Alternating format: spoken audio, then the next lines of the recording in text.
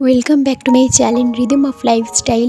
আজকে অনেক দিন বাদেই একটা নতুন ব্লগ নিয়ে চলে এলাম।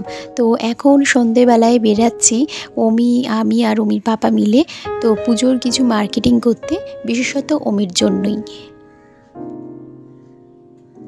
এখনও প্রায় সন্ধে হয়নি, প্রায় বিকেল দিকে।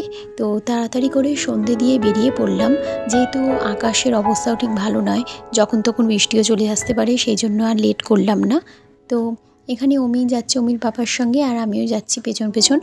তারপরে উঠে পড়লাম আমরা বাসে, কারণ এখান থেকে ফার্স্টে আমি আমার মায়ের কাছে গেলাম, আমার মায়ের সঙ্গে একটু দেখা করলাম। তারপরে মায়ের সঙ্গে দেখা করার পরে গেলাম হাতিবাগানে।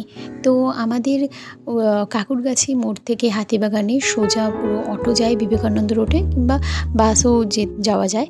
তো আমরা একদম আর দেরি করিনি, তাড়াতাড়ি করে চলে গেলাম বিবেকানন্দ রোডে। তো সেখান থেকে আবার বাসে করে হাতিবাগান। তো যাওয়ার আগে বিবেকানন্দ রোডে এখানে একটুখানি দাঁড়ালাম। তো ওখানে খুব ভালো লাগলো দেখে।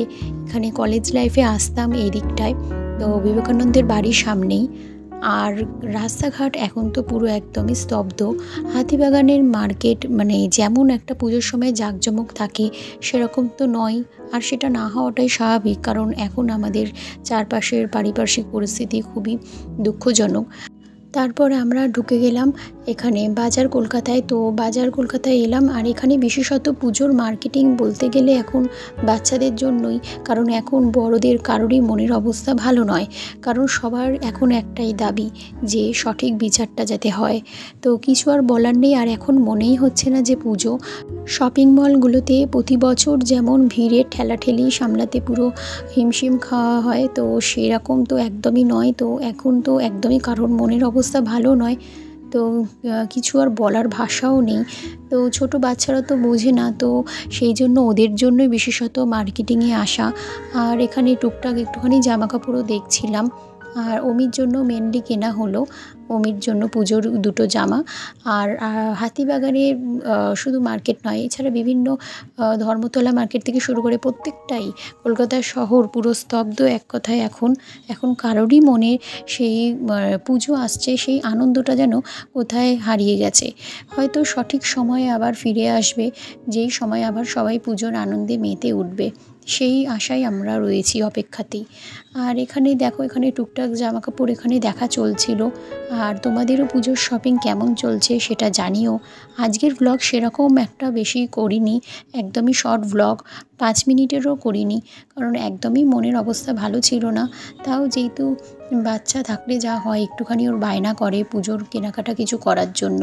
আর হাতিবাগান মার্কেট দেখো, কোনো ভিড়ের কোনো প্রশ্নই নেই। নর্মাল দিনেও যেমন থাকে, মনেই হচ্ছে না যে আর মাত্র কটা দিন বাকি পুজো। তো যাই হোক, তারপরে আমরা গেলাম সিটি স্টাইলে বাজার কলকাতার পর। তো সেখানেও জামার কালেকশানগুলো ভালোই ছিল, খারাপ নয়। তো খুব সুন্দর সুন্দর বাচ্চাদের জামার কালেকশানও এসেছে। তোমরা অবশ্যই এখানে গিয়ে একবার দেখতে পারো, বাচ্চাদের জামার কালেকশানগুলো খুবই ভালো। তো কিছু টুকটাক কেনাকাটার পর তারপরে আমরা গেলাম আদি মালঞ্চর দিকে। একটু খিদেও পেয়ে গেছিলো, তো এখানে হাতিবাগানে আসলে এই দিকটা আমরা যাই। তো এখানে ফিশ কবিরাজি থেকে শুরু করে মাটন কাটলেট সবই খুব ভালো। আর এটা একদমই রাস্তার সামনেই পুরো। আর এখানের প্রাইসও খুব রিজনেবল। আমরা একটা ফিশ কবিরাজি নিয়েছিলাম, খেতে বেশ ভালোই ছিল। তো যাই হোক, চলো আজকের ব্লগ যদি তোমরা দেখে থাকো, যদি একটু ভালো লেগে থাকে, তো প্লিজ যারা নতুন দেখছো সাবস্ক্রাইব করে সঙ্গে থেকো। তো আবার দেখা হবে নেক্সট ব্লগে। আর হ্যাঁ, সবার পুজোর শপিং কতদূর চলছে, কিরম চলছে অবশ্যই কিন্তু কমেন্টে জানিও। তো চলো, গুড বাই। সবাই খুব ভালো থেকো, সাবধানে থেকো, সুস্থ থেকো। আবার দেখা হচ্ছে তোমাদের সঙ্গে নেক্সট একটা ব্লগে। সবাই খুব ভালো থেকো, গুড বাই।